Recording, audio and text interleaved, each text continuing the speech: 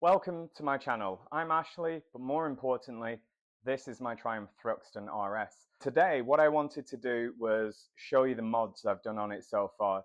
I'd say they're more upgrades. I haven't really deviated away from the Triumph catalogue, so I've made it look the way I think it should have come from the factory, but I understand why it wouldn't come that way from the factory, because then Triumph wouldn't have the catalogue of extras that they know for a fact that people like me, and probably you, we'll spend our money on.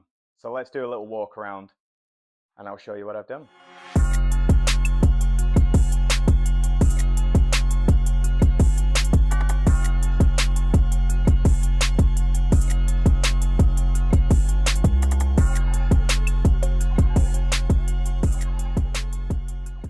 So first of all, before I go around, I just wanted to give you a bit of a still shot here, then you can just see it for yourself. I mean, I take pictures of it and then spend, I don't know, the whole night, afternoon, whatever, zooming in and looking for imperfections, especially after I've cleaned it, like, oh, I missed a spot. And speaking of cleaning, so I got this bike, I don't know, maybe 3-4 weeks ago, something like that. And I bought it from a place in Denver, Colorado, which is basically a consignment place. So they sell it on behalf of someone. And I don't think they ran it through their workshop or anything. And I'll tell you why. So first of all, the chain was slack. So then when I came to look at it, it was also filthy. Not the case anymore. Look at that. Immaculate. So I adjusted that, just tightened it slightly, and obviously cleaned and lubricated it as well. That's not a mod, but let's get to the mods. While we're already at this end, here's one thing I did, just so I can get it up on the paddock stands, something that was essential, especially for cleaning and lubricating the chain, and just ongoing maintenance. It's something that you have to have. Moving across, so these throttle body cover plates, it's more of a fake carburetor. Anyway, I put these Union Jack ones on here, and the inlet covers changed to these black ones because they come in a silver color. Then I also added the Union Jack there, which I think looks really good. I'm really happy with the way those turned out. On the front here, I put these fork sliders on. These are from Triumph as well. You can see the logo there. Again, just in case I ever dropped it, which fingers crossed, that'll never happen. But I put them there as just a precautionary thing. Then moving around to the front, it came with the standard orange turn signals, which they're just ugly and they stick out to maybe about here. So I changed them out for the Triumph clear LED turn signals. Changed the mirrors to the Triumph ones with this brushed aluminium edge. Really like the way those look. Moving around here, I bought this top stem nut that has a hole in it so that I could mount the quad lock on there, which I did fit one previously there and it stuck out too much. This one's way better, especially if you have your phone in like landscape mode. Way better. And here's just a shot of the other side where you can see these changes I've done here and the Union Jack there as well. Again, I really love those. I think they look really good. And I actually like the little gold screws as well, because it then also accents this here. So it's a nice touch. This is something you can get, these black cap covers here. I'm definitely going to put them on. I just can't resist at the moment. A change to the seat as well, to the Triumph comfort seat it's called. It is pretty firm, but it's got the diamond stitch. I think that looks really good. So that's a must-have, I feel. It does have tail tidy on with the integrated brake light and turn signals. That did come with the bike, as did the British Customs exhaust that you can see here. And we're back to the other side here, so you can see the lighting's better here. So there's the exhaust as well, and it does have the decat on, so it sounds great. Sounds really good. I do have a couple more things on the way as well. So I've ordered the Triumph black adjustable levers. They are adjustable, probably not as good as the other ones that are coming, but it's mainly just for looks. I just think the black's going to look a lot better. And then these here, I think they're called headlight ears. I mean, I just call them a headlight bracket. I ordered the black ones in them, but it's also a bit of a lowering kit, so it lowers the clocks and the headlight just a little bit. I don't know, maybe by 2 inches or something. 2 inches counts. And that will then bring the headlight down slightly, so it just, the line of the bike will just flow a lot better. I'd seen other people on YouTube do it and show the before and after, and I thought that looks great, so that went on my shopping list. I bought it and sunk even more money into this Thruxton. Another thing, it does have the radiator cover. That came with it. I didn't put that on, but again, I would have done if it didn't, because it only takes one stone to flick up and you've got a bigger problem than the cost of one of those. Now, the first and last video that I did a startup of it because, again, with exhaust, yeah, it looks nice and everything. Doesn't look too different from the original one, but really what you care about is what does it sound like. And certainly if I'm looking for an exhaust, an upgrade, I shop by sound. If I've ever wanted one for a car, bike, whatever, I watch the videos, do a sound test, and be like, that sounds perfect, that's the one I want. The last video I did on this bike, I did start it up, and I had some different microphones. I've got some new ones now. I don't know what these are going to sound like, hopefully better. It didn't do it justice. It sounded crap, to be honest. So let's see how this sounds. So we'll just start up the bike here. There we go. And then with Triumph, you've got to pull in the clutch and start it up. So let's see how it sounds, and hopefully this comes across better than the last video.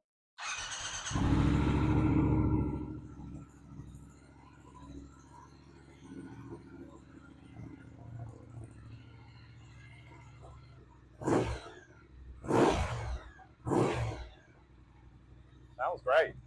So there you have it, a very short and sweet video.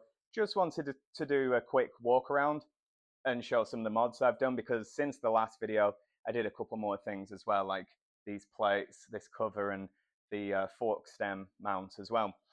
If you do want to change to that mount, I recommend you do it. I just think it works better.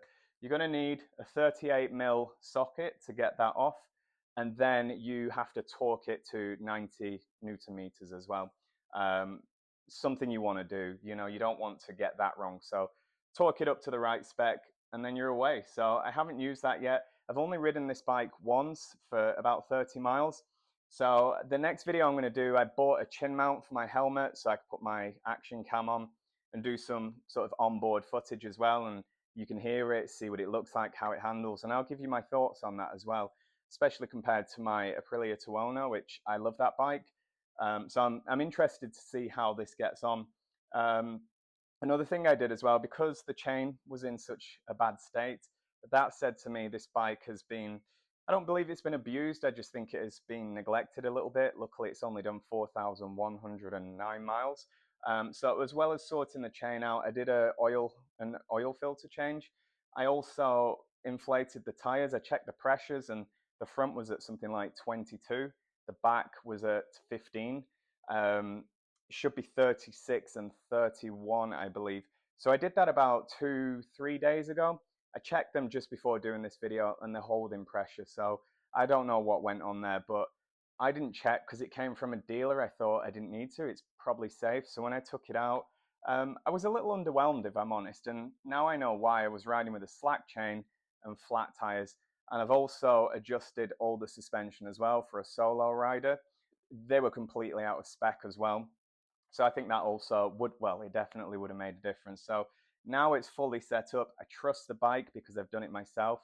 I'm very meticulous with my bikes. I mean, at the end of the day, you're putting your life in the hands of it. So you need to make sure it's safe and that you trust it as well, which I do now. So before I ride it, hopefully on the weekend, the new levers would have arrived and the brackets to lower the headlight and clocks. Beyond that, I'm sat here looking, the chrome oil filler cap, I'm going to change that to a black one.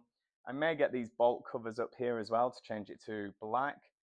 And then after that, I've kind of run out of things now from the Triumph catalog. So that might be it. There is the anodized brake reservoir as well. I'll probably put that on at some point, but I need to buy it first. I haven't got that yet. So that's something I might do. And then I'm sort of on the fence, that front fairing. I think it looks awesome. And it grew on me. Originally when I'd see the bikes for sale that had that, I was like, oh, I don't like that. I want this look, which I don't think there's a way to make this bike look bad. With or without, it looks amazing. Just has a different look. It's just over $1,000, and with taxes and stuff, I don't know, maybe closer to 1,100. And I believe it's a bit of a job to fit it. I think 2 hours or something like that. It's not ridiculously hard, but it does take a little bit of time. So I think before I do that anyway, I want to enjoy it in this version, and then brackets would have to come off anyway, I think, if I put that front fairing on. But you can keep the standard clip-on height, because the ones that you can get to lower it, the clip-ons, they're a little bit severe. In fact, they're really severe. I think it lowers them by about 4 inches or something like that. So it's a big difference. And it's already got a semi-aggressive riding position. The pegs are quite high and far back. And these are clip-ons, and they are sort of canted in a little bit. So I wouldn't want to make it any more severe, because this is a bike that, as much as it's capable, you can throw it around the twisties. This is one that, I mean, I will do that, but I want to use it for a little bit more like sedate riding and, you know, go out to cafes and stuff like that.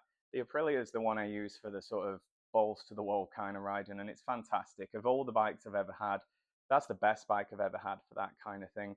But I wear full leathers when I'm in that, just because it's an animal and I ride it hard, so I want to make sure I'm protected. This one though, you know, I'll be jeans, but they'll be like the Kevlar biker jeans, leather jacket and away. So because of that, I wouldn't want to ride it as aggressively, but then again, we always have a plan until we're out on the road and things change. So especially when it's just a few millimeters of a twist is all the difference from going from 60 to whatever. So yeah, so I hope you've enjoyed this video. Like and subscribe if you want to see more footage of the Triumph Thruxton RS. I'm also going to be doing some footage of my Aprilia as well. I don't want it to feel left out, because I love that bike. It's just, this is new to me. And especially after I spent all day on Sunday fully detailing it and doing all the adjustments I mentioned, I think it looks great now. You know, it looks like my bike. Like, as I said, I'm always really meticulous with my bikes. So to have one that was dirty and needed all these adjustments and stuff like that, it didn't feel right to me. So yeah, I just, and I think that's rare as well, because most Triumph owners, and certainly people who have Thruxtons and the modern classics, I think it's safe to say we're pretty anal. You know, we're very meticulous about our bikes. It's more than just a bike. It's a piece of art as well, and we really do nurture them and look after them. So I think it's a bit rare. I think I bought the only one in the country, and at the time there was only like 7 available anyway, so it's not a super common bike. But I think I just so happened to get the bike that had not really been looked after, or it had been neglected. But I think it's in great condition, and I got what I consider a pretty good deal on it as well. So yeah, happy days. But the next video will be me actually riding it instead of just sat in the garage talking about it and giving it a little rev. That's not what I bought it for, but there were some things that I needed to do before I wanted to take it out, just for peace of mind, especially things like oil changes, because I don't know when it was last done. So yeah, like and subscribe. Hopefully I'll see you in the next video, and you'll see this out on the road.